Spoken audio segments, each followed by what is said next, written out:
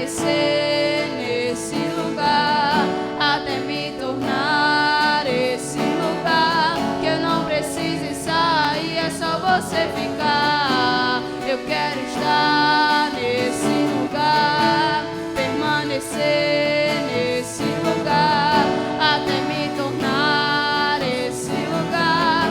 Você sair, é só você ficar.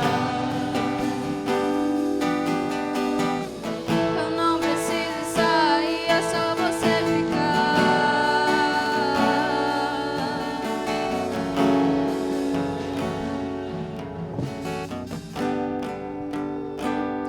Aleluia. Aleluia. Você pode dizer isso? Aleluia. Diga: santo, santo, santo é o nome do Senhor. Grande é aquele que rica tem a misericórdia que é derramada sobre as nossas vidas. Você pode abrir a sua boca agora e dizer: Senhor, Tu és rico em misericórdia. Tu me enche com toda a misericórdia. E essa misericórdia que tem sido derramada sobre a minha vida é aquilo que me alimenta de dia e de noite a permanecer. Querido, as orações vêm de um coração dependente. Às vezes nós estamos afastados de Deus e por isso as nossas orações não são constantes. Muitas vezes oramos em boca, mas não oramos em espírito e em verdade. Quando se fala de espírito e em verdade, é um coração que sente a oração que está fazendo. E se há em você alguma necessidade agora, por que não orar? Se a necessidade é real, então por que não orar? Se você está doente, por que não orar? Se você está desanimado, por que não orar? Se seu filho está afastado, se seu marido está afastado, por que não orar em espírito e em verdade, em total dependência dEle? Então diga: Deus, eu quero essa noite orar, porque eu sou um necessitado, eu sou alguém que precisa, dependo de Ti. Então escuta as minhas orações em cima das reais necessidades que eu tenho. Sua necessidade é real? Existe algo que você precisa alcançar?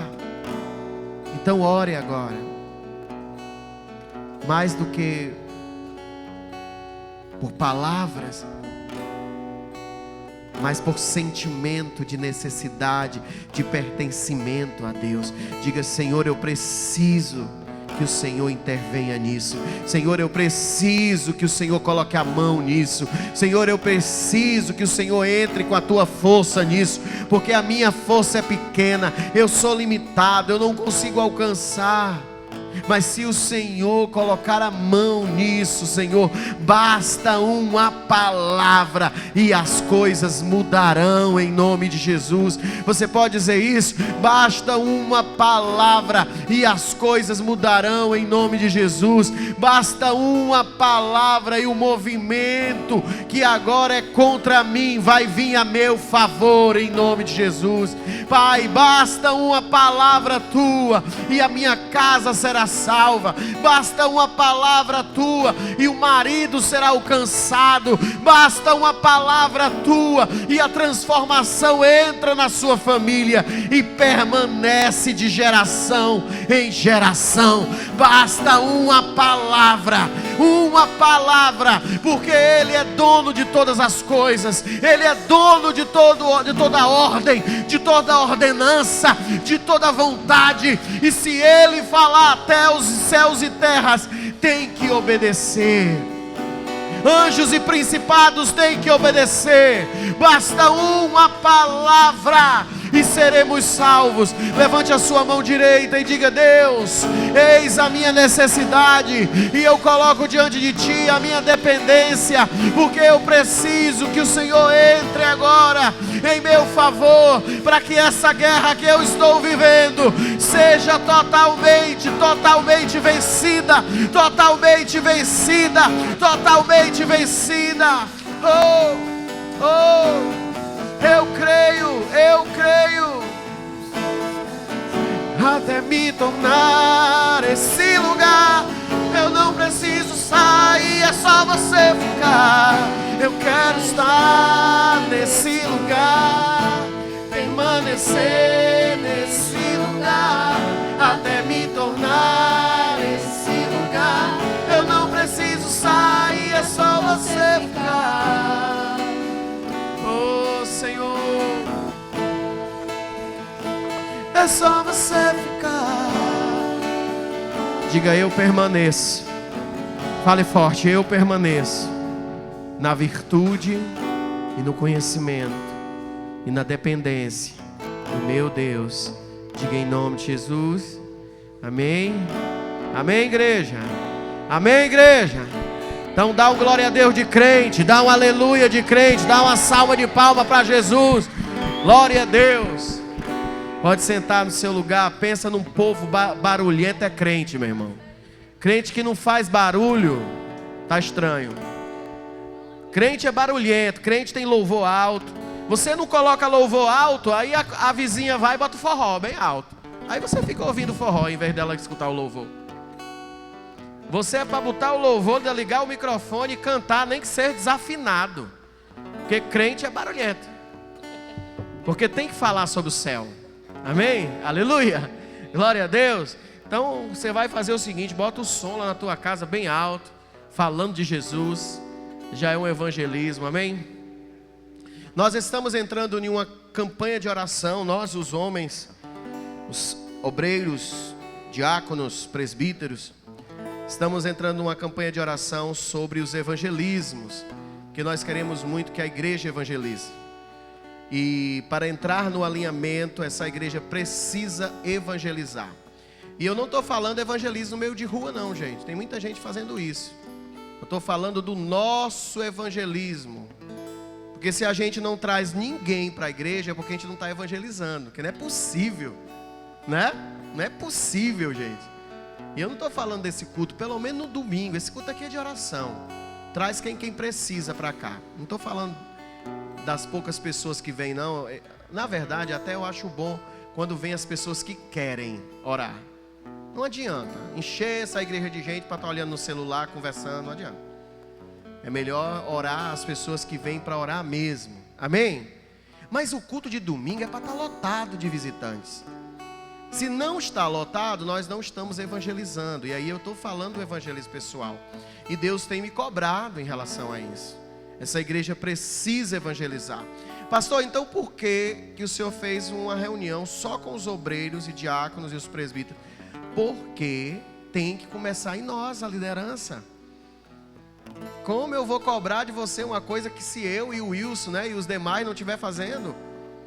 Então a gente tem esse clamor no coração. Eu quero compartilhar com você, para que você ore e para que você se empolgue a salvar vidas.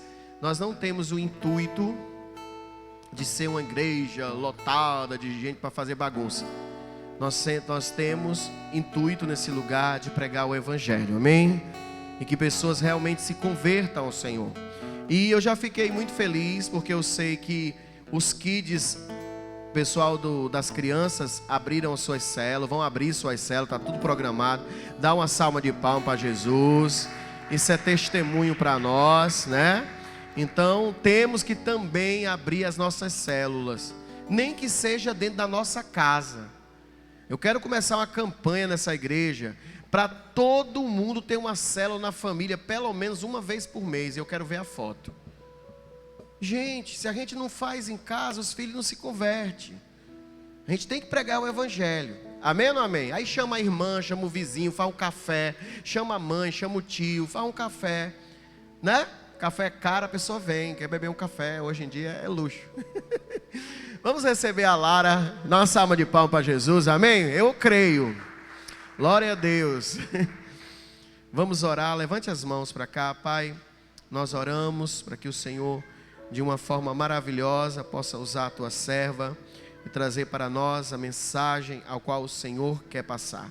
Então que o nosso coração esteja aberto para ouvir a tua palavra e que traga transformação em nome de Jesus. Amém e amém. Boa noite, igreja. Vamos para o estudo da nossa palavra, amém? Que vai ser o livro de João, no capítulo 6.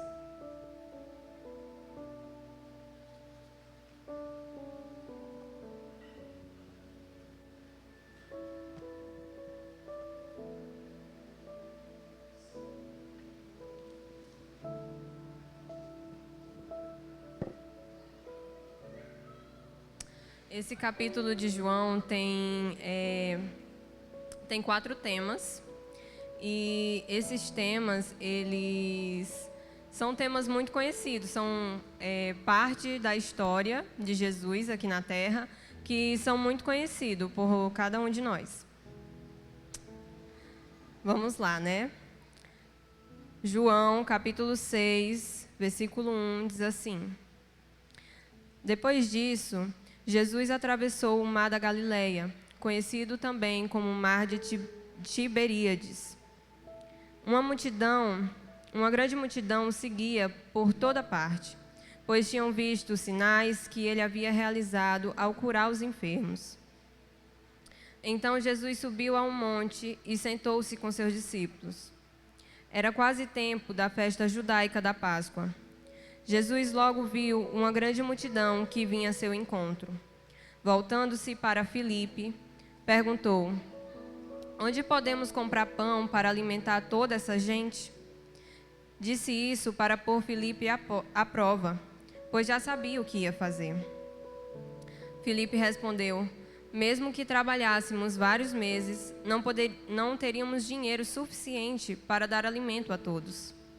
Então, um de seus discípulos, André, irmão de Simão Pedro, falou: Aqui está um rapaz com 5 pães de cevada e 2 peixes. Mas que adianta isso para tanta gente? Jesus respondeu: Digam ao povo que se sente. Todos se sentaram na grama que cobria o monte. Só os homens eram cerca de 5.000. Então Jesus tomou os pães, agradeceu a Deus e os repartiu entre o povo.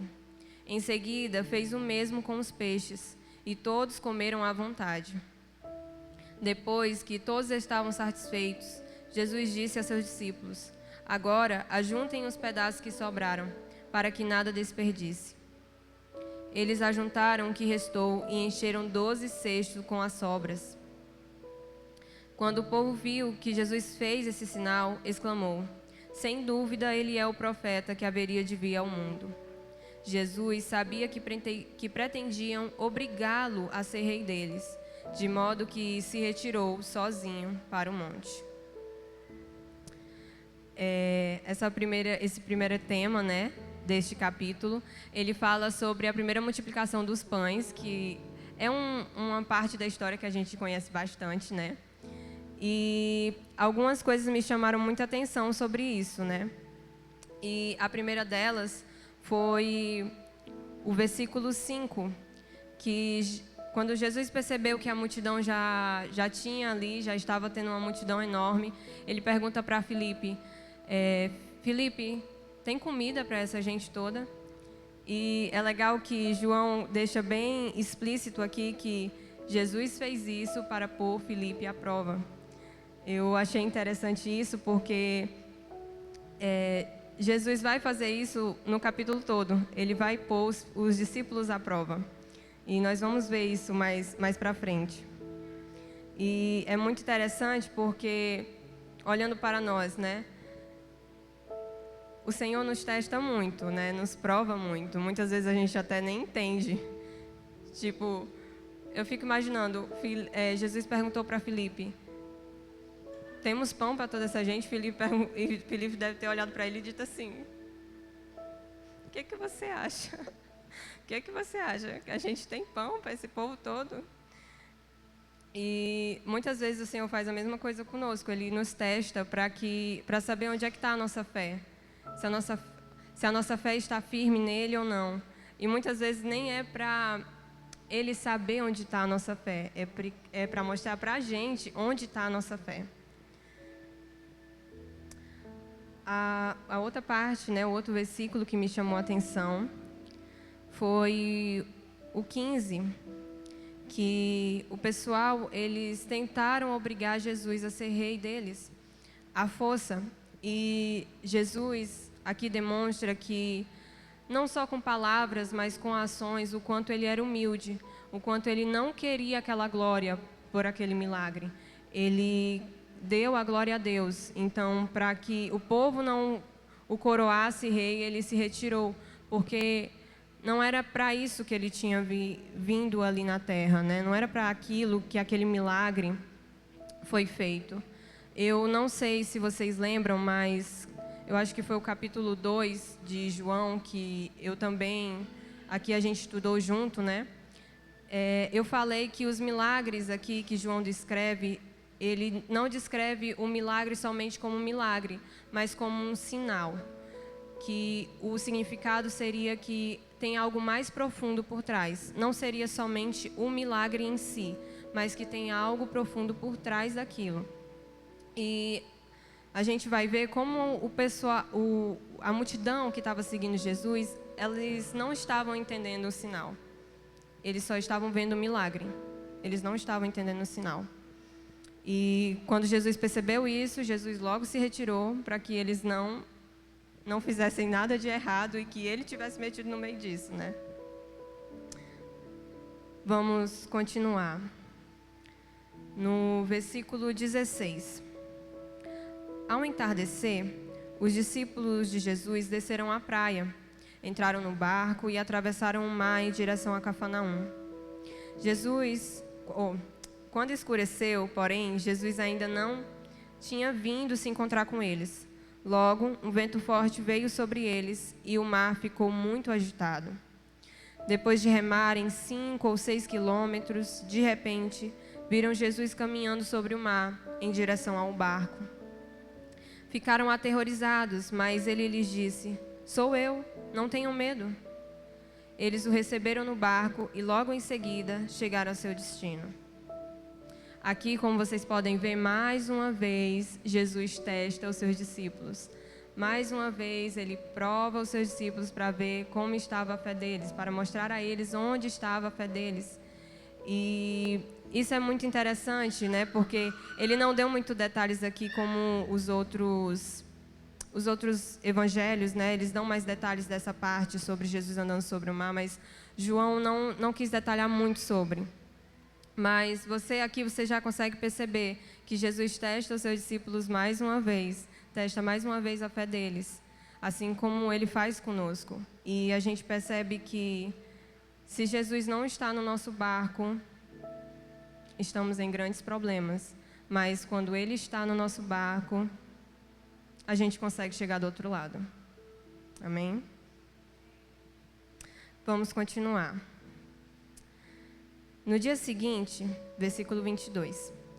No dia seguinte, a multidão que tinha ficado do outro lado do mar viu que os discípulos haviam pegado o último barco dali e que Jesus não fora com eles. Quando os barcos de Tiberíades se aproximaram do lugar onde o povo tinha comido os pães, depois que o Senhor os abençoou.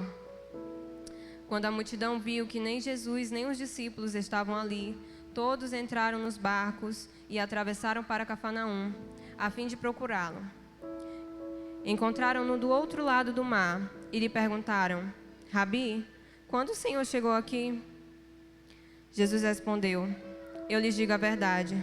Vocês querem estar comigo não porque entenderam os sinais, mas porque lhes dei alimento. Não se preocupem tanto com as coisas que se estragam, como a comida, mas usem suas energias buscando o alimento que permanece para a vida eterna, o qual o Filho do Homem lhes pode dar. Pois Deus, o Pai, colocou em mim seu selo de aprovação." "Nós também queremos realizar as obras de Deus," disseram eles. "O que devemos fazer?" Jesus lhes disse: "Esta é a única obra que Deus quer de vocês. Creiam naquele que Ele enviou." Eles responderam: "Se deseja que creiamos no Senhor, mostra-nos um sinal. O que o Senhor pode fazer?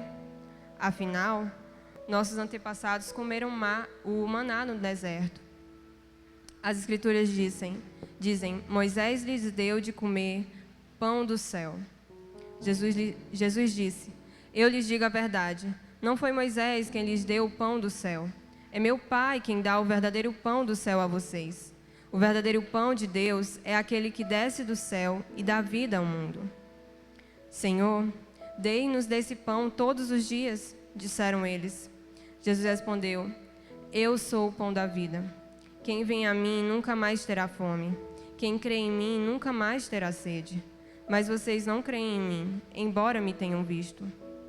Contudo, aqueles que o Pai me dá virão a mim, e eu jamais os rejeitarei. Pois desci do céu para fazer a vontade daquele que me enviou, e não minha própria vontade. E é esta a vontade de Deus, que eu não perca um sequer de todos o que Ele me deu, mas que ressuscite todos no último dia. Pois é a vontade de meu Pai que todo aquele que olhar para o Filho e nele crer tenha a vida eterna, e eu o ressuscitarei no último dia. Então os judeus começaram a criticá-lo, pois ele havia afirmado: Eu sou o pão que desceu do céu. Diziam: Este não é Jesus, filho de José? Conhecemos seu pai e sua mãe. Como ele pode dizer: Desci do céu? Jesus, porém, respondeu: Parem de me criticar, pois ninguém pode vir a mim se o Pai que me enviou não o trouxer a mim. E no último dia eu ressuscitarei. Como diz as Escrituras, todos eles serão ensinados por Deus. Todo aquele que ouve o Pai e aprende dele, vem a mim. Não que alguém tenha visto o Pai, somente eu, que fui enviado por Deus, o vi.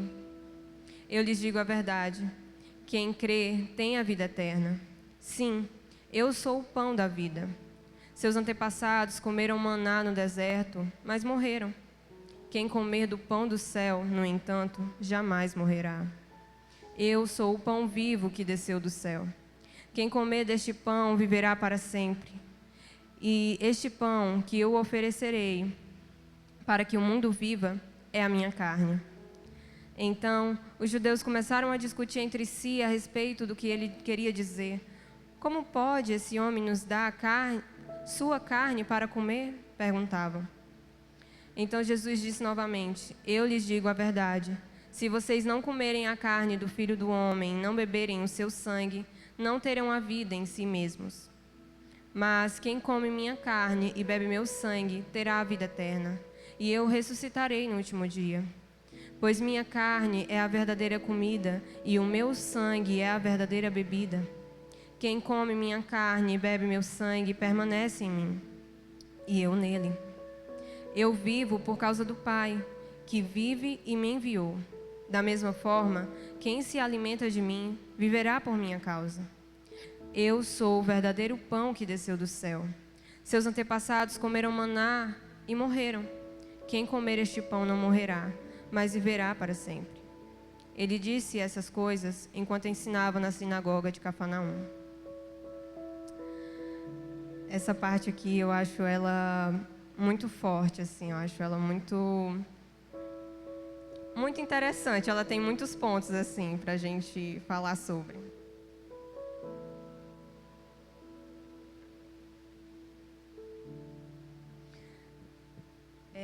Nos capítulos 26 e 27, Jesus dá um belo ensinamento sobre buscar aquilo que é eterno, sobre se alimentar daquilo que nos faz bem. Ele, lá nos versículos 26 e 27, ele diz: vocês não estão crendo em mim, porque eu sou Cristo. Vocês estão só querendo sinais, só querendo milagres, só querendo milagres.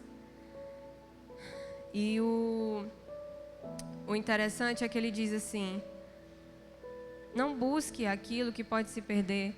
Tipo, não foque em milagres, não foque em eu fazer uma cura aqui de um enfermo, porque mais tarde ele vai ficar enfermo de novo, porque enquanto estiver aqui, isso acontece.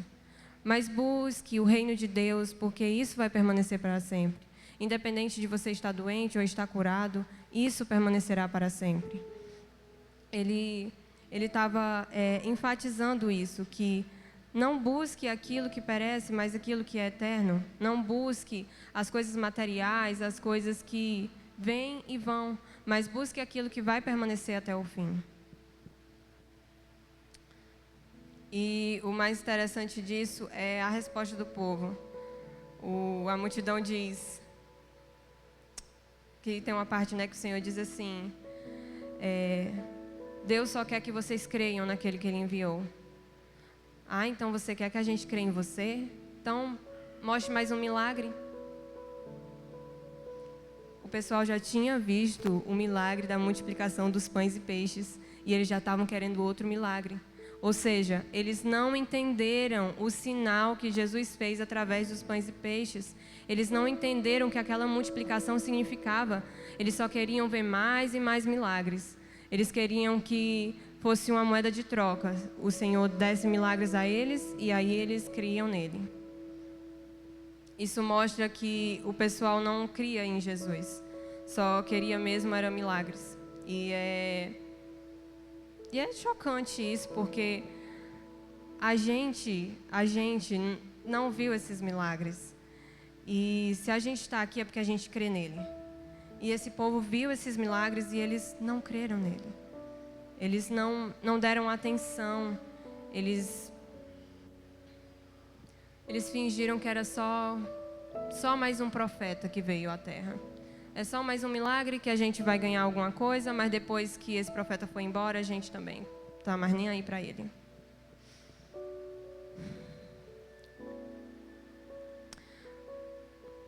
Os versículos 35 ao 40 são bem conhecidos. Jesus fala que Ele é o pão da vida.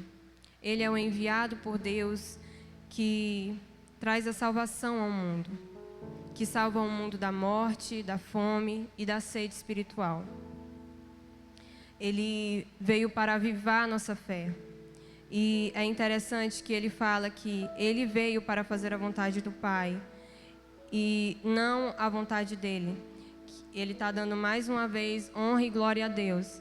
Ele está tirando a glória de si e colocando ela a Deus. Ele está mais uma vez nos ensinando através de falas e ações que é a vontade de Deus que tem que ser feita.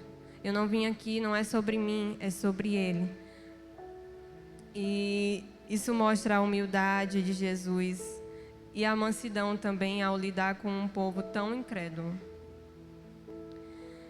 Ele mostra a todos quem Ele é, de onde Ele é, quem o enviou e por que veio.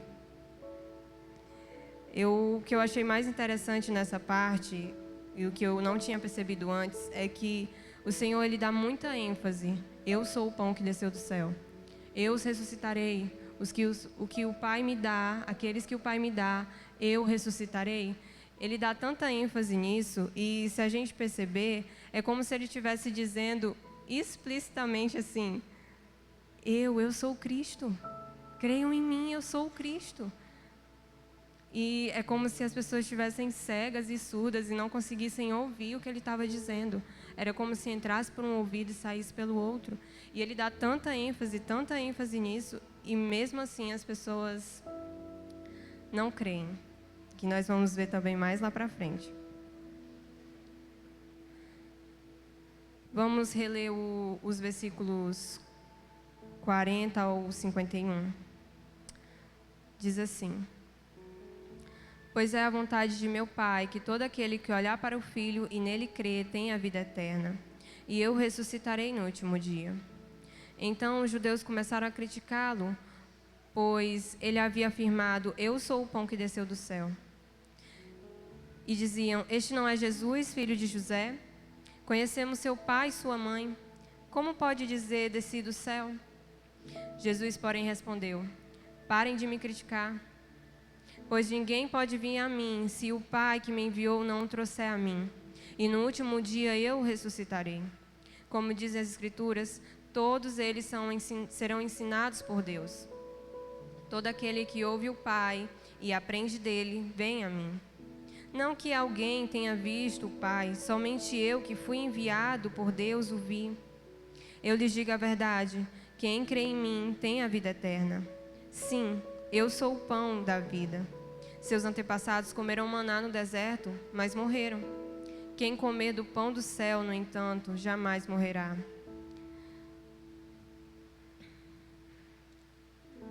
Eu sou o pão vivo que desceu do céu. Quem comer deste pão viverá para sempre. E este pão que eu oferecerei para que o mundo viva é a minha carne. Aqui é como se ele estivesse falando: vocês não entendem, porque só pode entender quem o Pai me deu. Mas eu vou afirmar mais uma vez: eu sou aquele que o Pai enviou para dar vida ao mundo. O povo do tempo de Moisés comeu o maná e morreu mesmo assim. Mas quem se alimenta da minha presença viverá comigo na eternidade. É muito interessante porque ele dá essa ênfase dizendo: eu sou o pão da vida, eu sou o pão que desceu do céu. E ele fala do povo de Moisés, né, do tempo de Moisés, porque naquela época o maior profeta que tinha existido era Moisés. Era o maior profeta, o que era mais considerado ali entre eles como o grande, né? E eles sempre faziam essa comparação entre o povo de Moisés e o tempo atual, né, daquela época. E Jesus diz: olha, no tempo de Moisés o pessoal comeu maná que caiu do céu, mas eles morreram mesmo assim. Mas eu sou o verdadeiro pão que desceu do céu. Ele fez um simbolismo para explicar para eles que eu sou o pão que desceu do céu. Quem comer da minha carne, quem beber do meu sangue, não morrerá, mas viverá para sempre.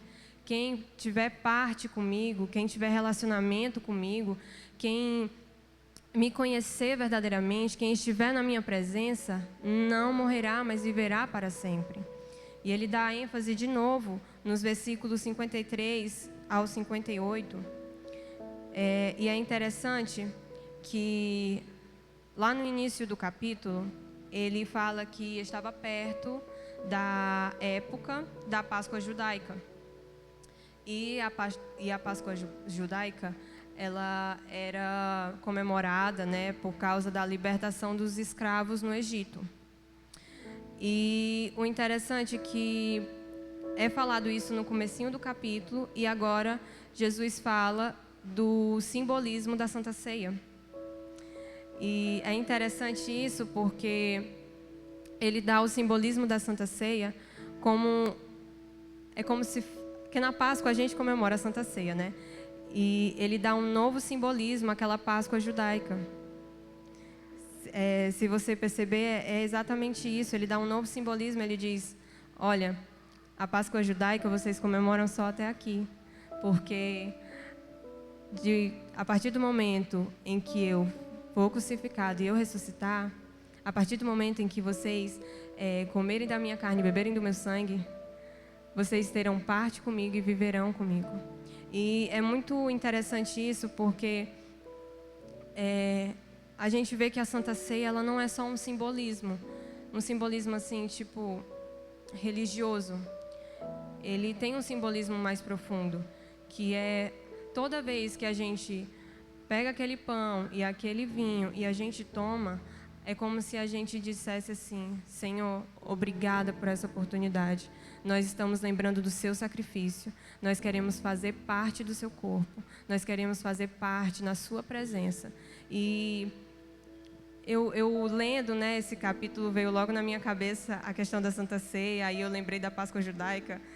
Aí eu fiquei, nossa. Sabe aquele momento que você está lendo a Bíblia e o Senhor fala uma coisa assim para você e você fica... Interessante. Ele nos mostra que ao aceitar Ele, ao ter um relacionamento com Ele, nós fazemos parte do seu corpo. E isso, né, esse simbolismo, que naquela época ele estava dando só o simbolismo do que hoje seria a Santa Ceia, faz com que nós permaneçamos nele. O simbolismo da Santa Ceia também tem a ver com isso, que nos mostra que nós também permaneçamos nele. Toda vez que a gente toma aquele pão e aquele vinho, a gente está dizendo assim: nossa, Cristo morreu por nós também. Nós não éramos merecedores, mas Ele morreu por nós.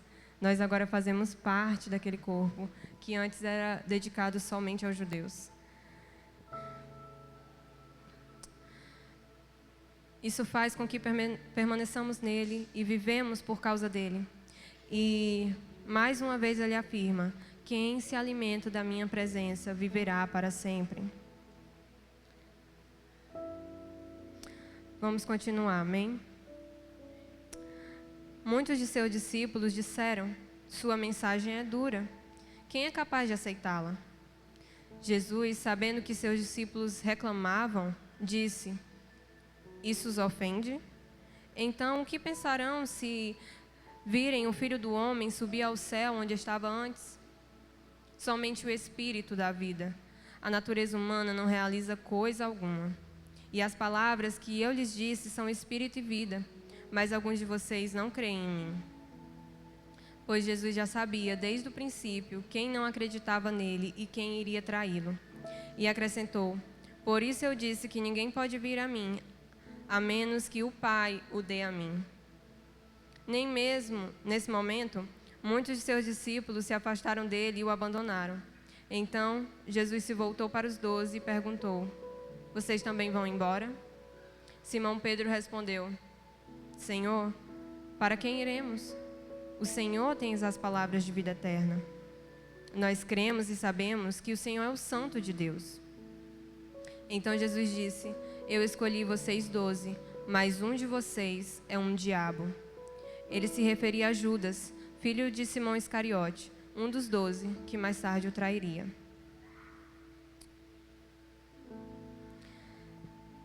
Nos versículos 63 e 64, Jesus fala que o que ele está dizendo é valioso, é a verdade que liberta, mas por eles não crerem em Jesus, e sim nos milagres, vão embora por não entenderem.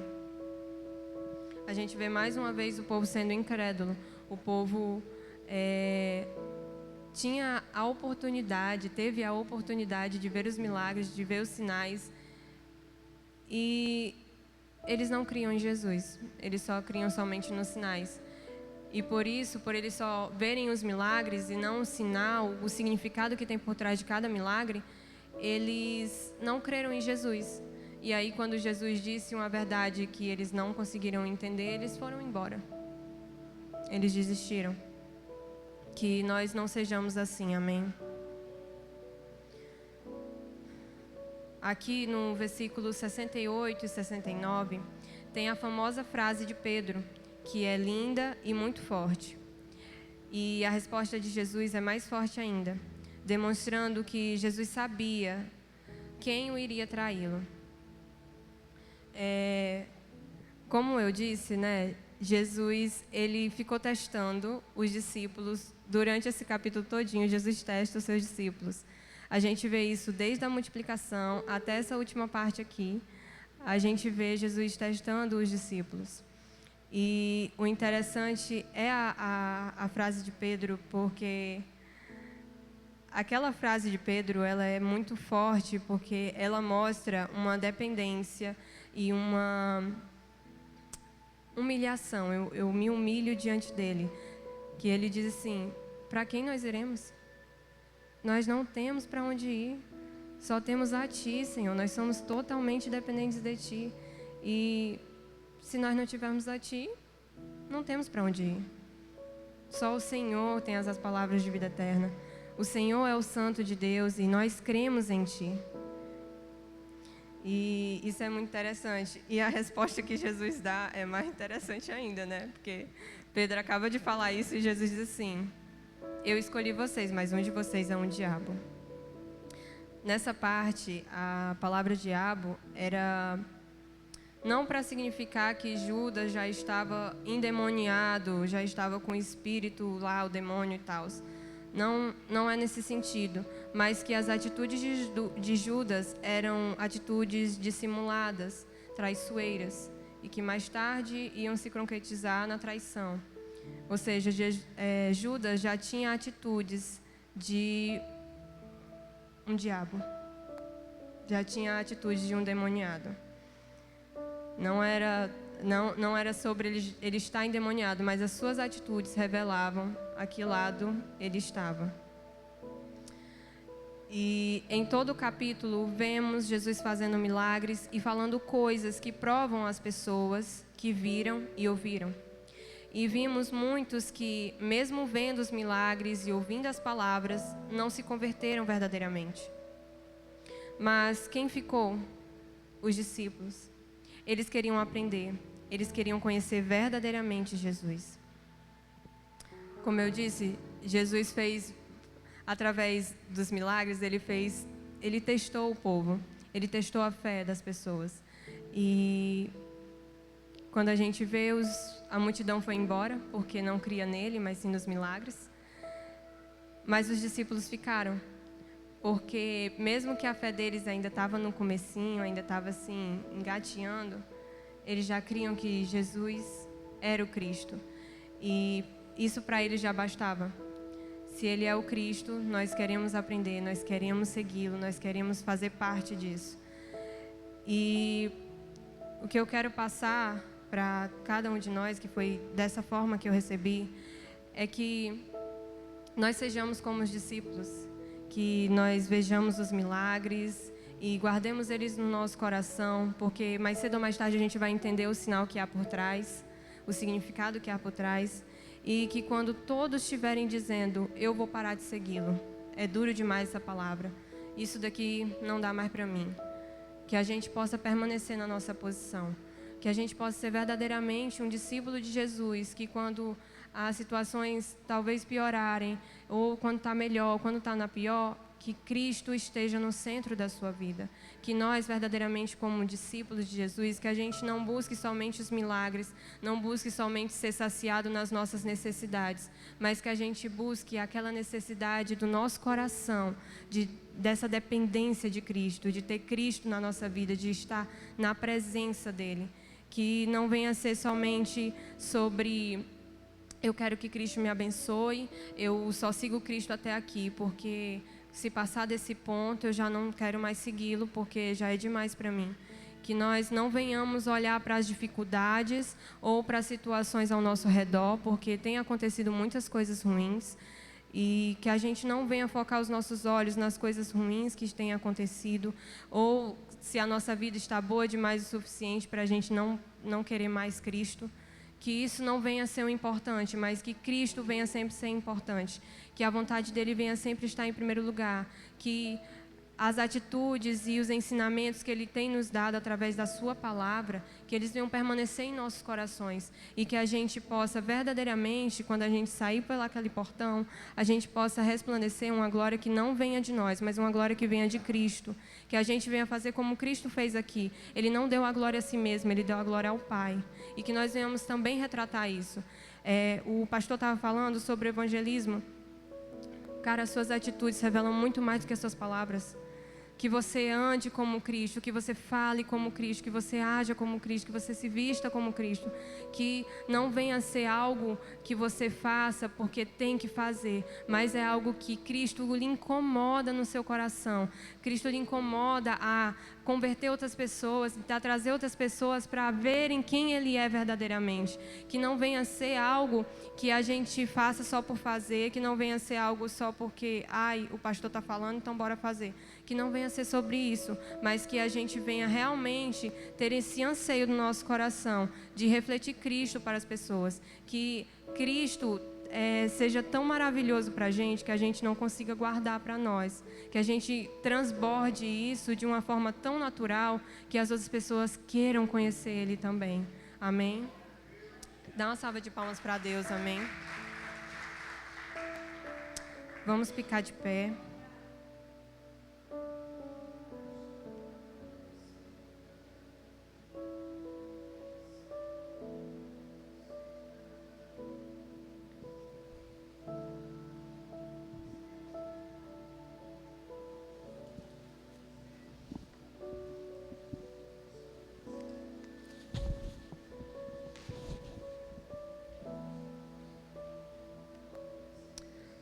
Comece a refletir sobre isso que a gente leu esta noite, que a gente possa refletir sobre isso, sobre essa palavra, que muito mais do que milagres ou do que coisas, bênçãos possam acontecer na nossa vida, que a gente possa focar em Cristo, amém?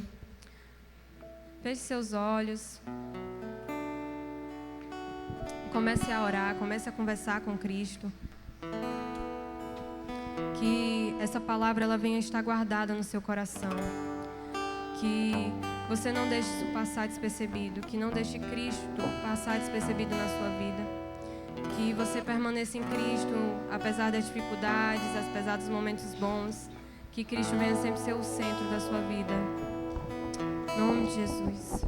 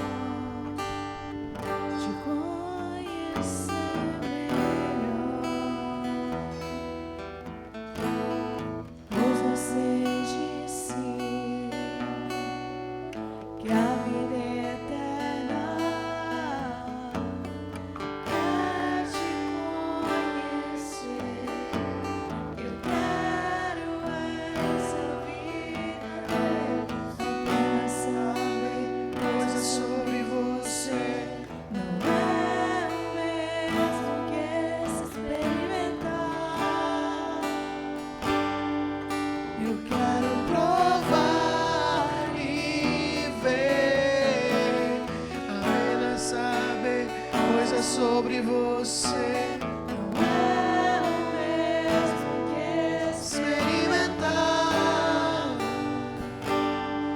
Eu quero provar e ver. Aleluia! Peça a entregar a Deus as tuas orações. Busque a verdade, que ela possa transparecer em você. Oh Deus, Jesus, eu preciso crescer em devoção, te conhecer melhor, pois você disse que a vida eterna é te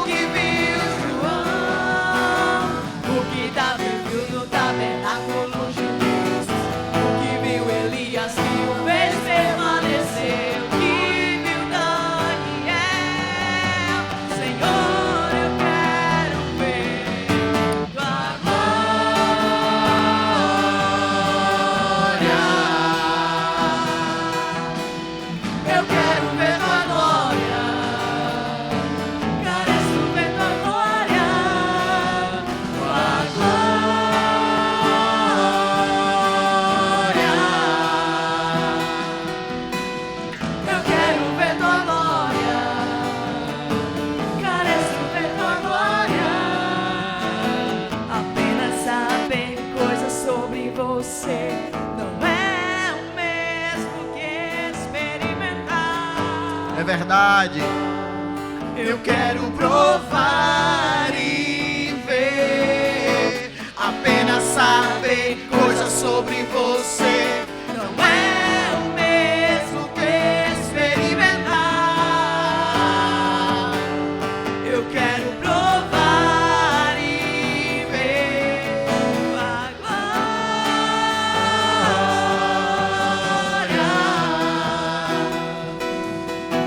Eu quero ver tua glória.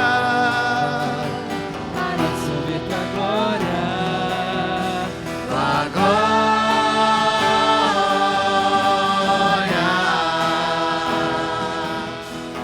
Eu quero ver tua glória. Careço ver tua glória. Mais forte é entender que essa prova vem para todos. Nenhum só homem passará sem ser provado. Provado para ser aprovado. E quando nós vemos, analisamos a prova, alguns são reprovados e outros são totalmente transformados. Que quando você é provado pela necessidade de um milagre, se você crê, você vive o milagre. Mas se você não crê, você se distancia do milagre.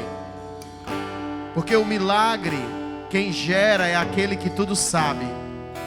E a palavra de Jesus já sabia quem era cada um deles. Os que criam e os que não criam. Os que estavam porque estavam sendo aprovados, ou os que estavam só porque viram milagres acontecer. Isso é muito profundo. E a pergunta que você deve se fazer é: como está você na prova da vida? Que tipo de crente você é? Um crente, quando escuta a verdade da palavra como ela é. Hoje nós vemos as igrejas lotadas de gente, mas que tipo de pregação está sendo falado ali? Porque uma grande igreja ou vive um avivamento ou vive uma ilusão. Ambas as coisas lotam igrejas. Ou o avivamento ou a ilusão. Porque o evangelho, querido, para o mundo não é atrativo. O evangelho para o mundo é forte demais. É exatamente aquela palavra que eles disseram. Mas isso é duro demais, o que você está falando. E todos foram embora. E a pergunta de Jesus para os discípulos, né? E vocês também não vão? Aí Pedro disse: não, porque nós entendemos que só há salvação em Ti. Nós não estamos aqui pela multiplicação de peixes. Nós não estamos aqui por causa, sabe, que o Senhor andou sobre águas. Não, não, não. Nós estamos aqui porque cremos na vida eterna. Aí não precisa de ração empolgante para se permanecer dentro de igreja. Porque se busca a Deus não é pelo pastor eloquente ou pelos músicos que cantam ou tocam. Não, se busca a Deus pela essência de que Deus é. E você busca a Deus por quê? Você busca a Deus por quê? Que tipo de prova você tem passado? Talvez muitos poderiam estar aqui hoje orando junto conosco, mas estão cansados e nós não estamos. Quem é aqui filho do presidente que não precisa trabalhar? Então qual é a diferença dos que creem e os que não creem? É simples. Os que não creem, se as coisas for difíceis demais, eu não vou. Se o sacrifício for grande demais, eu não vou. Eu estou cansado, não vou. Vou domingo. E domingo é folga. Agora a gente pode inventar desculpa para um monte de coisa, mas para Deus, querido, Deus já sabe desde o início qual é a intenção de cada coração, dos que estão aqui e dos que não estão. dos que estão aqui, dos que não estão. Deus já conhece desde o início. A prova revela o coração. E deixa eu dizer uma coisa que talvez você tenha se enganado e seja duro demais para ouvir, mas eu vou ter que dizer: Deus nunca vai ter pena de você. Nunca. Porque se Deus fosse um Deus de pena, Ele tinha pena das crianças que muitas vezes são mortas por gente ruim. E não é a questão da pena. Deus tem misericórdia para aqueles que são alcançados por Ele. Alguém está aqui ouvindo? Então louve a Deus pela misericórdia sobre a sua vida. Mas o intuito desse mundo, segura aí, o intuito desse mundo não é manifestar cura, não é salvar as crianças da África. Por que Deus não salva, gente? Você já se perguntou por que Deus não salva uma criança que está sendo morta, estrupada, sei lá o quê? Porque o intuito desse mundo não é salvar para continuar vivendo aqui. O intuito desse mundo é salvar para a vida eterna. Às vezes essa criança que é morta vai para o céu direto. Ei, querido, o intuito de Deus é o céu, não é aqui. Essa criança que é morta, ela vai para o céu direto. Agora esse estrupador, esse assassino que matou essa criança, o destino dele é o inferno se ele não se converter. Então Deus se preocupa mais com o assassino. Alguém consegue entender isso ou é duro demais para vocês ouvir? Deus se preocupa mais com o assassino que vai para o inferno do que a criança que morreu que vai direto para o céu. O Evangelho é o céu. O Evangelho é a eternidade. Não é essa vida aqui. Não é. Por isso que Jó falou: feliz é a criança que morre no ventre, porque não passa pelas dores dessa vida. Vai para o céu direto. Olha o bônus. Se alguém tem um filho aqui, teve filho, que não viveu essa vida, morreu, a criança morreu, você já tem uma criança no céu garantido. Os outros filhos que estão aqui, que se virem para crer, acreditar, se converter, para merecer o céu. Porque Deus não tem netos. Não é porque você é crente que seu filho vai para o céu. Não é porque você é crente que seu marido vai para o céu. Só vai para o céu se crer. Alguém está aqui? É dura demais essa palavra? Foi esse tipo de palavra que Jesus pregou para os discípulos. E eles foram embora. Jesus foi, como é a palavra que diz hoje? Jesus foi, não é bloqueado, é cancelado. Jesus foi cancelado. Ó a preocupação dele. Nenhuma. Jesus não queria uma grande igreja aqui. Jesus queria uma igreja que vai para o céu. Alguém está entendendo? Jesus quer uma igreja que vai para o céu. Jesus quer uma igreja que vai para o céu. Jesus não quer uma igreja de casa nova, de carro novo, de altar bonito, de telão. Não, não. Jesus quer uma igreja santa, transformada e poderosa para viver milagres sem se corromper. Levante sua mão e diga: Senhor, que eu seja essa igreja que não tem para onde ir, que vê só salvação em Ti. Que as minhas palavras sejam como as palavras de Pedro: não saio da posição, não deixo de ser crente por nada nem por ninguém, porque só há salvação em Deus, só há salvação em Ti, só há salvação em Ti. Aleluia, aleluia. Quero saber sobre você, não é o mesmo que experimentar. Declare, declare. Eu quero provar e ver, apenas saber coisas sobre você. Não é o mesmo que experimentar. Declara. Eu quero provar e ver tua glória. Oh Deus, eu quero ver tua glória. Careço ver tua glória. Mais uma vez, diga: tua glória.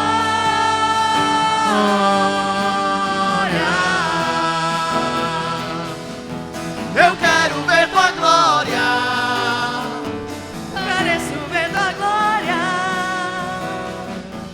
quero que você comece a orar agora.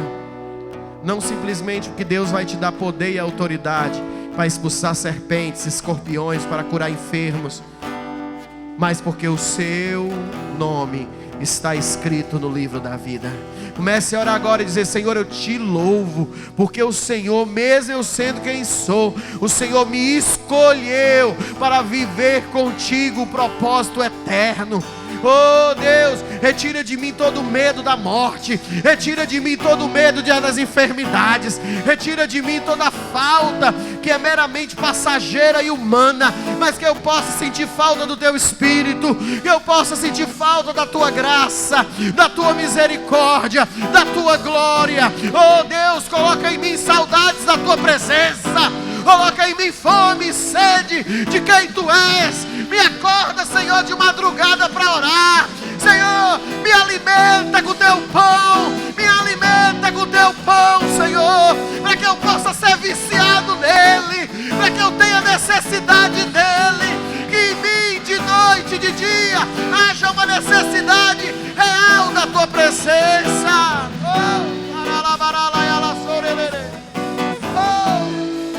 Fome e sede do Teu Espírito, fome e sede das Tuas maravilhas.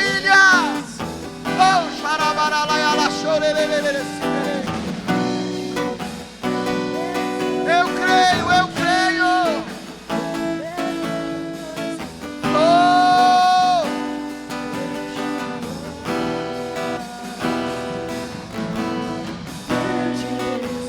Primeiro sou da criação, filho de Deus, primeiro em meu coração, filho de Deus,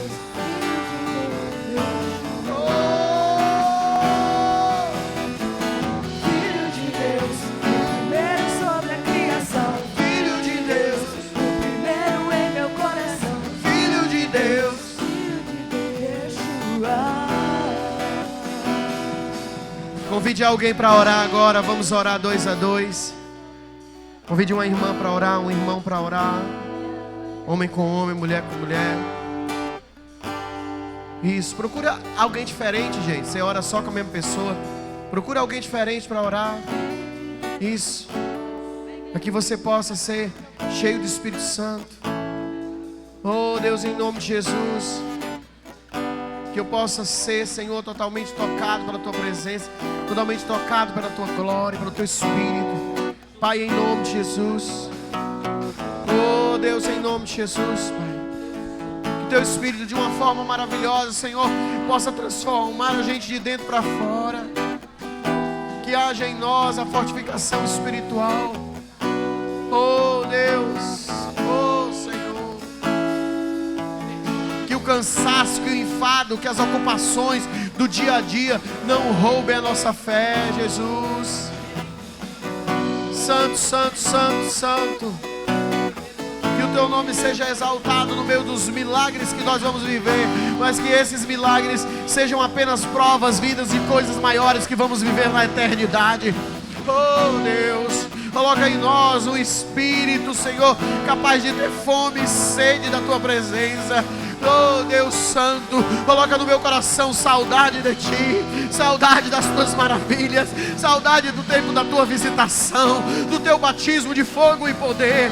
Traz um renovo espiritual sobre mim, Senhor, e sobre Tua casa, Senhor. Reconstrói o tabernáculo, reconstrói, Senhor, o templo. Oh Deus, levanta as muralhas de proteção.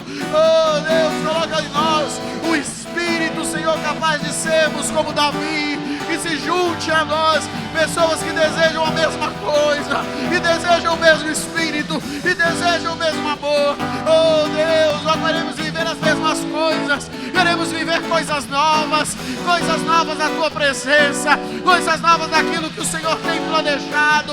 Oh Deus, eu sei que a boa obra começada ainda não terminou, ainda coisas grandes acontecerão no nosso meio, coisas grandes nós veremos, e ainda ficaremos firmes na Tua presença, sabendo que o Senhor é Deus, e que toda a glória e toda a honra seja dada a Ti, nosso Deus. Oh Deus, estabelece em nós o Teu tabernáculo, estabelece em nós os Teus planos, estabelece em nós as Tuas leis, e que nós não venhamos a fugir da Tua vontade. Oh Espírito de Deus,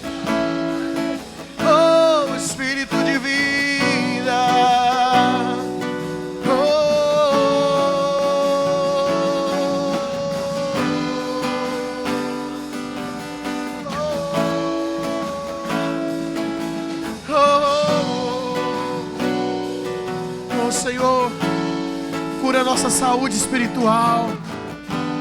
Traz sobre nós um espírito reconstruído, para que as provas sejam apenas aquilo que revela o que já está semeado em nós. Meu Pai, que as nossas palavras não sejam vazias, que os nossos cânticos não sejam apenas barulho, mas que nós sejamos alguém que atrai o Teu Espírito, porque tem necessidade dEle. Meu Deus, meu Deus, reconstrói em nós um caráter parecido com o caráter de Moisés. Reconstrói em nós um caráter parecido com o caráter de Daniel, capaz de não se vender, capaz de não se vender. Oh Deus, coloca em nós a decisão de Sadraque, Mesaque e Abednego. Oh Senhor, retira de nós todo espírito de Jonas, todo espírito daqueles que fogem, daqueles que são contra a Tua presença. Oh Senhor, retira do nosso meio o espírito de Baraque, o espírito de Balaão. Retira do nosso meio, Senhor, para que a gente possa viver os Teus dias. Que a Tua glória seja cheia, cheia, cheia, cheia, cheia essa casa. Que a Tua glória esteja cheia, cheia, cheia dessas famílias. Que a Tua glória esteja sobre esses ministros, sobre esses que cantam, sobre esses que dançam, sobre esses que pregam.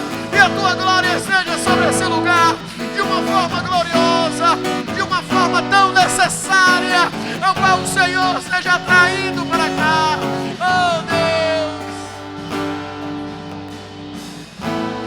dai-nos fome e sede da Tua glória, fome e sede da Tua graça, da Tua presença.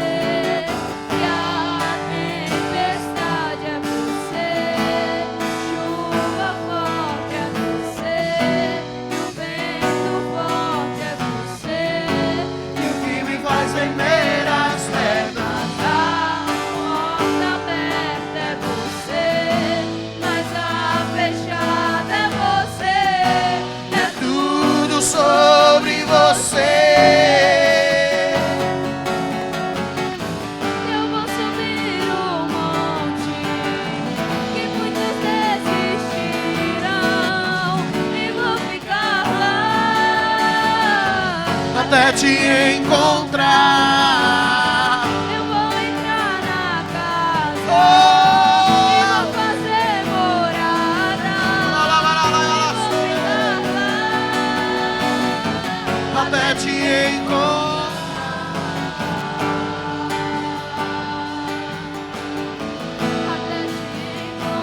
até te encontrar.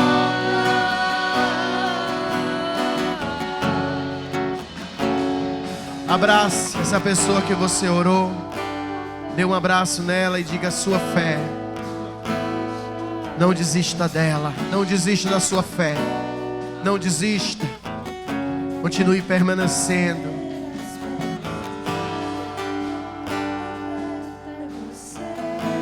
Mas a fechada é você, é tudo sobre você.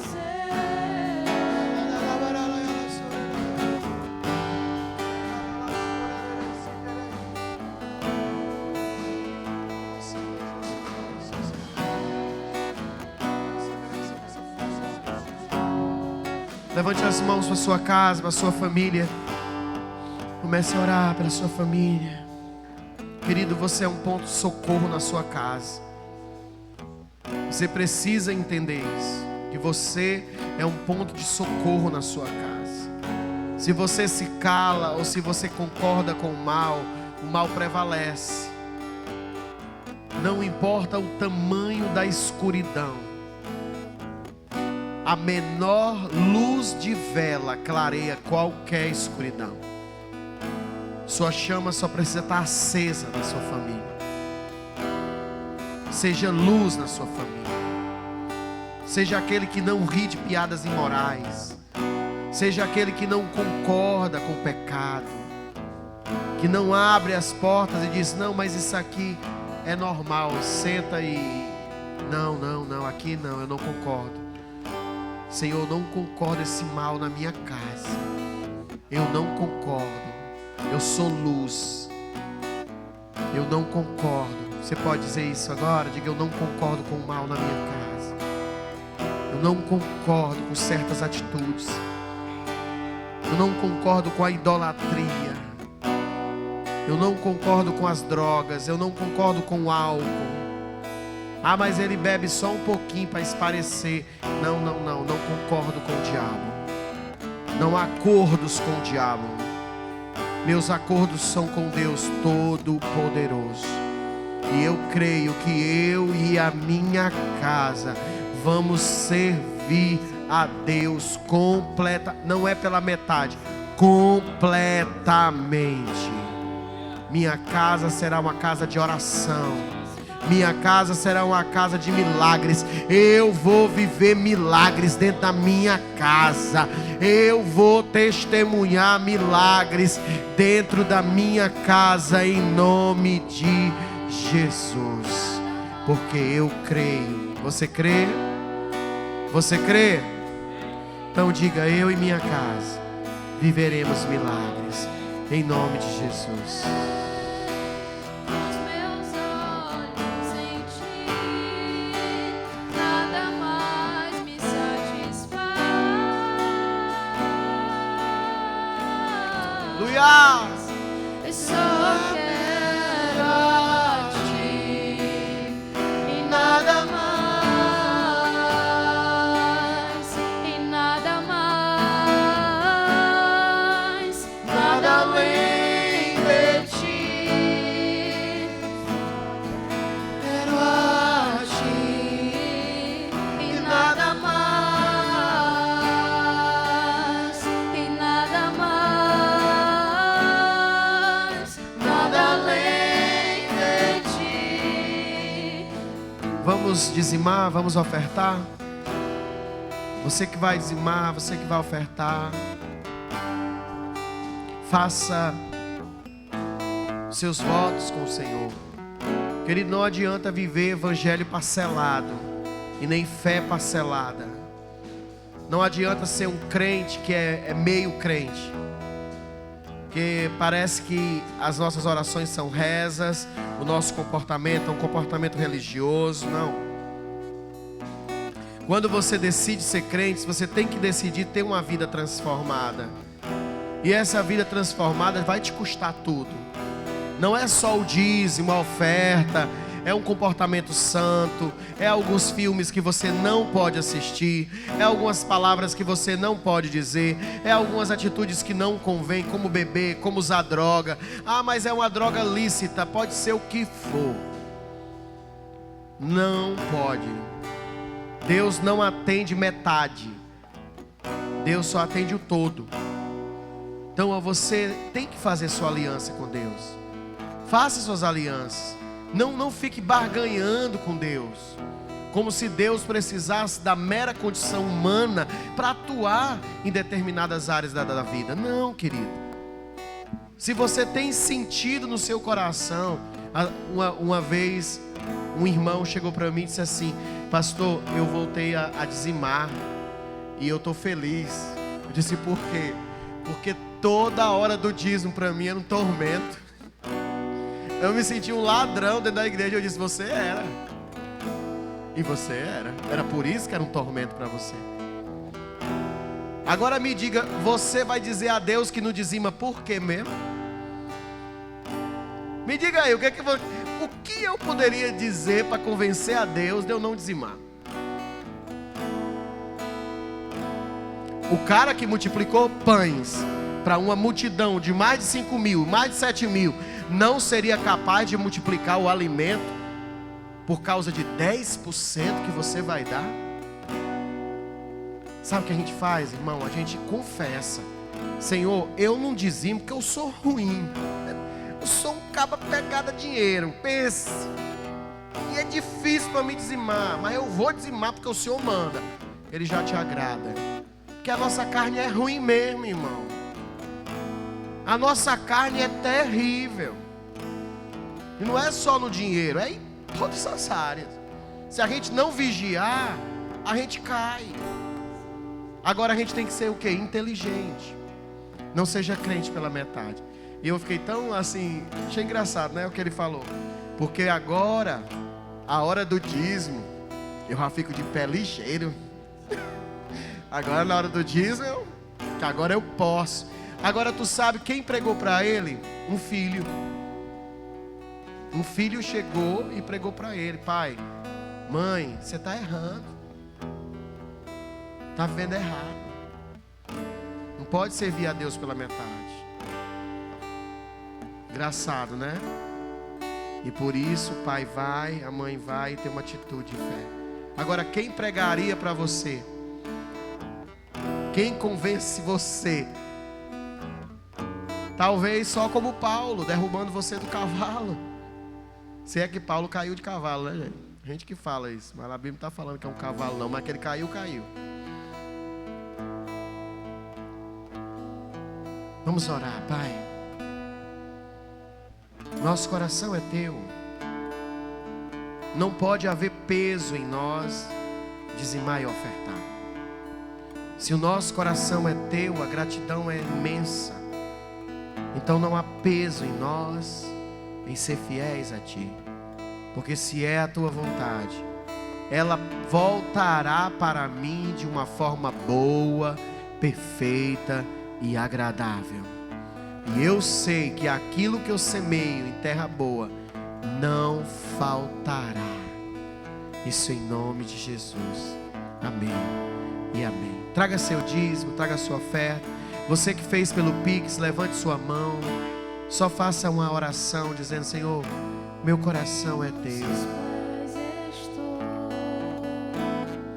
pra render tudo que sou, Sou a Ti tudo que que eu tiver. receba aqui, Senhor, o meu perfume e minhas lágrimas que vão cair. Basta olhar teu rosto, eu fui perdoada logo que te vi. Não há peso em nós. Em todos os meus tesouros eu vou derramar diante de ti. Eu quebro meu vaso, eu quebro meu vaso aos seus pés do meu amado. Eu quebro meu vaso, eu quebro meu vaso aos seus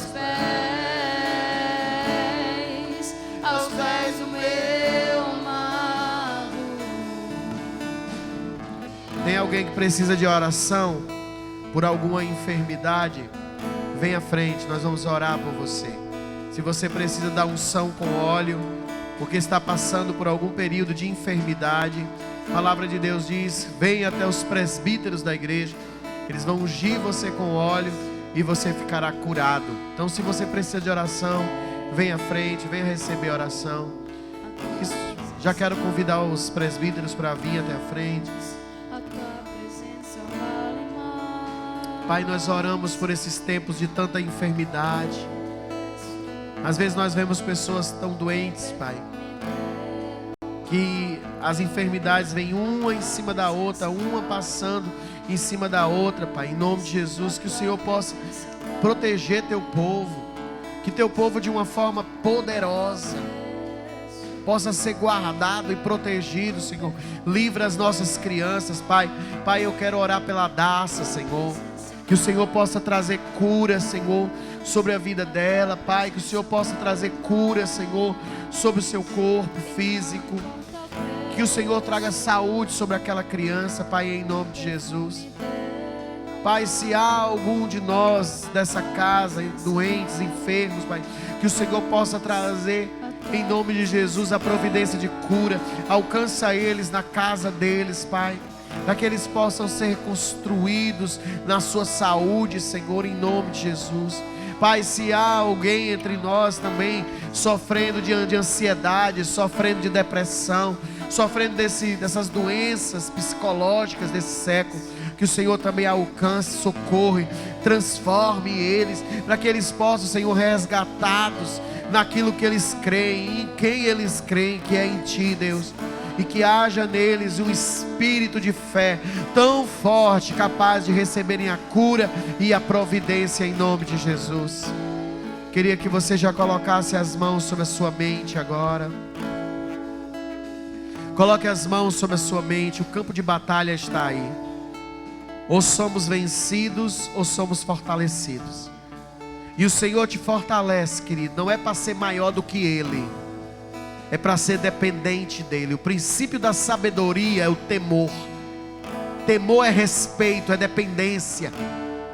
Então que o Senhor agora traga o controle da tua mente, em nome de Jesus, tirando o teu pensamento de toda a escravidão, dos vícios, da pornografia, dos vícios do engano, da avareza, da idolatria. Que o Senhor socorra a tua mente e que possa trazer você de volta, para que você tenha o controle total dela, e para que você possa colocar os pés do Senhor, e para que cada ação sua seja um governo daquilo que você pensa em Deus, para que você se dê bem em todas as áreas da tua vida.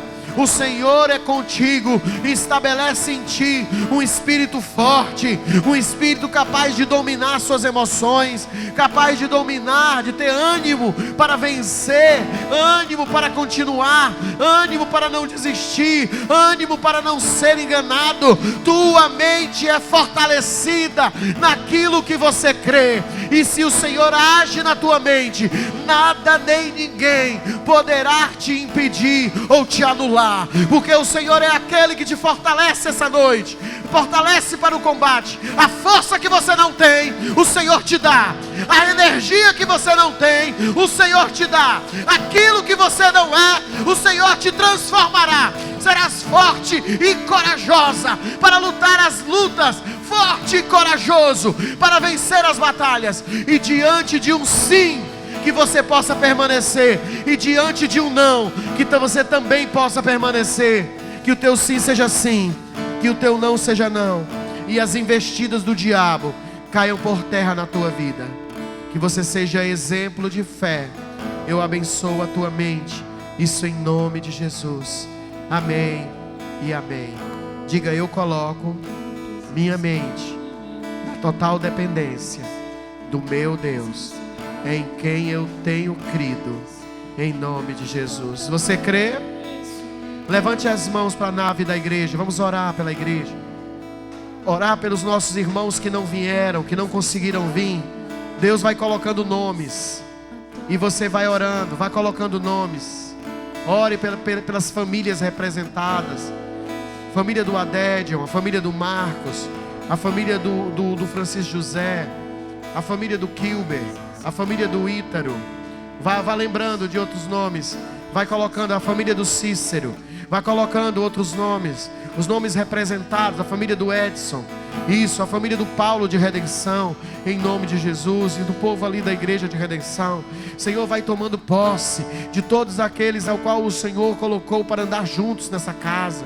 e que o Senhor seja o dono de cada um deles, Pai, em nome de Jesus, para que eles não venham sucumbir em enganos, para que eles não venham desfalecer na fé, mas que eles sejam fortalecidos no ânimo, para que eles possam, Senhor, ser renovados a cada dia, em nome de Jesus. Pai, a família do Mateus, Pai, em nome de Jesus, fortalecendo aquele casal, oh Pai, em nome de Jesus, fortalecendo e dando ânimo naquilo que eles precisam ser fortalecidos. Oh Deus, vai alcançando cada membro, vai quebrando, Pai, em nome de Jesus, toda cadeia, toda idolatria, toda depressão, toda ansiedade, toda prisão espiritual, para que eles possam ser totalmente libertos, Senhor, de tudo que é engano, e que eles possam viver as tão doces promessas que o Senhor tem feito a essa casa.